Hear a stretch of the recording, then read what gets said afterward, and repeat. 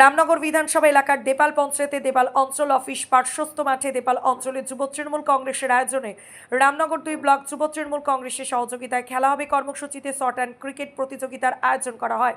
এই short and cricket প্রতিযোগিতার bat শুভ সূচনা করেন রামনগর বিধানসভার বিধায়ক প্রাক্তন মন্ত্রী অখিল গিরি এবং বল হাতে উপস্থিত ছিলেন রামনগর 2 পঞ্চায়েত সমিতির সদস্য প্রাক্তন প্রধান ব্লক তৃণমূল কংগ্রেসের সভাপতি অনুপ কুমার মাইতি। উপস্থিত ছিলেন দেপাল অঞ্চল তৃণমূল কংগ্রেসের সভাপতি উত্তম কুমার মাইতি। উপস্থিত ছিলেন কাতির সাংগঠনিক জেলা যুব তৃণমূল কংগ্রেসের সম্পাদক শেখ মইদুল।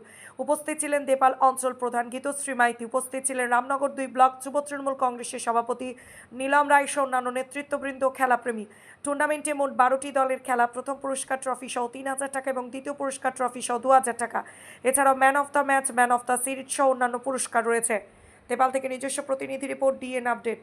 পশ্চিমবঙ্গ তৃণমূল যুব কংগ্রেস তারা একটা কর্মসূচি দিয়েছে, আমাদের দল কর্মসূচি দিয়েছে সারা বাংলায়।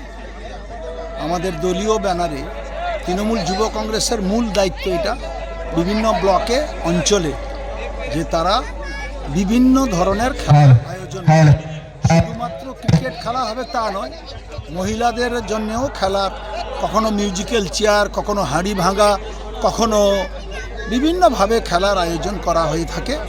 আজকের দেপাল অঞ্চল তৃণমূল যুব কংগ্রেস রাত্রে তারা নকআউট শর্ট হ্যান্ড ক্রিকেট টুর্নামেন্টের আয়োজন করেছেন।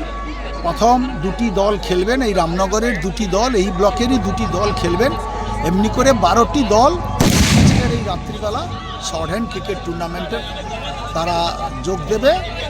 আমাদের অনেক রাত পর্যন্ত খেলা চলবে। এটা আমাদের একটা দলীয় প্রোগ্রাম। এই দলীয় কর্মসূচিতে বহু এলাকার সাধারণ মানুষ, ক্রীড়া অনুরাগী বন্ধুরা এখানে উপস্থিত আছেন। আমাদের দলের নেতৃত্বরা সবাই উপস্থিত আছে, ব্লক সভাপতি, অঞ্চল সভাপতি, যুব কংগ্রেস সবাই মিলে এখানে উপস্থিত আছেন, যাতে খেলাটা সুন্দরভাবে আমরা আয়োজন করতে পারি। জাতির 8ই মার্চ আন্তর্জাতিক নারী দিবস। এই নারীদের ক্ষমতায়ন আমাদের এই বাংলার সরকার প্রথমেই মমতা বন্দ্যোপাধ্যায় ক্ষমতায় আসার পর নারীদের প্রথম যে অধিকার দিয়েছে, ভারতবর্ষের কোনো রাজ্য সেই অধিকার দিতে পারেনি। তাদের বিভিন্ন জায়গায় তারা 50%, 50-50, ছেলে 50, পুরুষ 50, নারী 50। তো তারা নির্বাচনে পঞ্চায়েতে এবং পৌরসভায় যে আইনটা করা দরকার, প্রথম রাজ্য সরকার নারীদের 50% আইন তৈরি করে তাদের নির্বাচনে অংশগ্রহণের তারা সুবিধা করে দিয়েছেন। যেহেতু বিধানসভা এবং লোকসভা এটা দিল্লির পার্লামেন্ট করে, লোকসভা রাজ্যসভা করে আইন তৈরি, তাই আমাদের হাতে নেই বলে সেই আইনটা তৈরি এ পর্যন্ত হয়নি।